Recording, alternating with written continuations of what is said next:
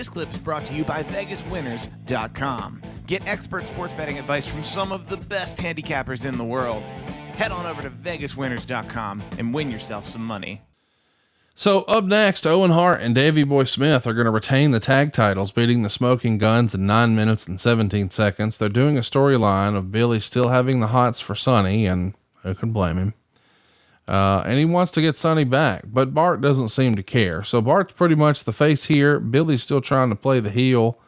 And you've got two teams who on paper should have a very good match, but they had an average match, according to Dave Meltzer. He gave it 2 stars. He says the finish saw the Guns go for the Sidewinder Slam on Hart. It's set up, but Billy takes forever to get to the top rope. And as he comes off the top, Smith is behind Bart, pulls him out of the way. So Billy just winds up leg dropping canvas. And then Owen pins Billy after a spinning heel kick. 2 stars. So we're building to a Smoking Guns turn here, but this is 2 matches in a row here on the pay-per-view where it's heel versus heel. I know you said you guys were willing to try new things earlier, but this feels like a pretty clear departure. Historically, heel versus heel matches were kind of rare. It was traditionally babyface and heel. It feels like some of that stuff we're just throwing out the window and trying new things. Well, we are, and there was a story involved in that, more so about the Guns splitting up, and that was more the story of the match than anything else. But at the same time, it was kind of, there wasn't chemistry there. There just wasn't chemistry there for whatever reason. Everybody was off. It was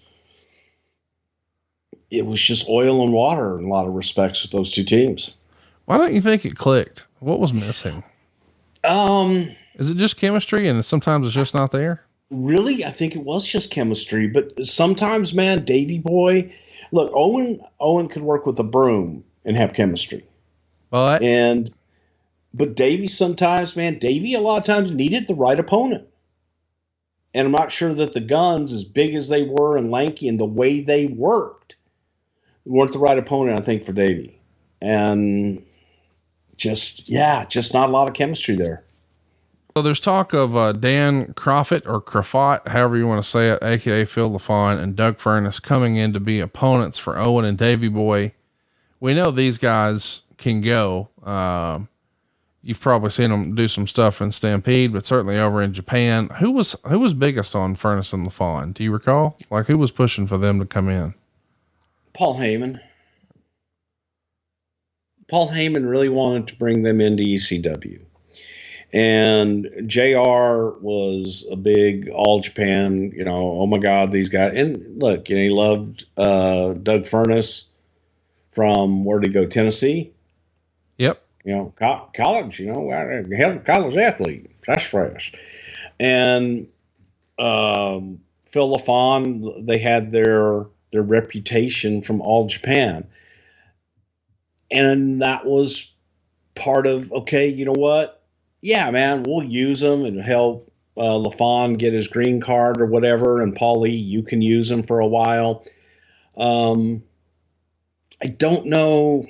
It's terrible to say. I wasn't really sold on him. I just didn't see it because neither one of the guys could cut a promo.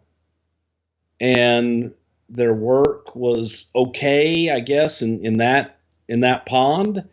But when they came over, I just didn't see it. I just didn't think that they clicked, and there was no identity for people to relate to them.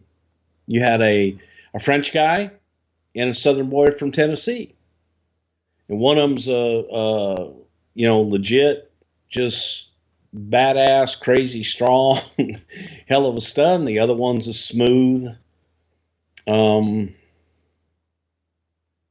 I don't know. It just didn't click for me. Hey, it's Conrad Thompson. Thanks for checking out the podcast here on YouTube. Be sure to hit the subscribe button and the notifications bell so you get a notice anytime we upload some new content. And go save yourself some money right now. If you're in a 30-year loan or you have credit card debt, it's not a matter of if I can save you money. It's a matter of how much. Find out right now for free at SaveWithConrad.com.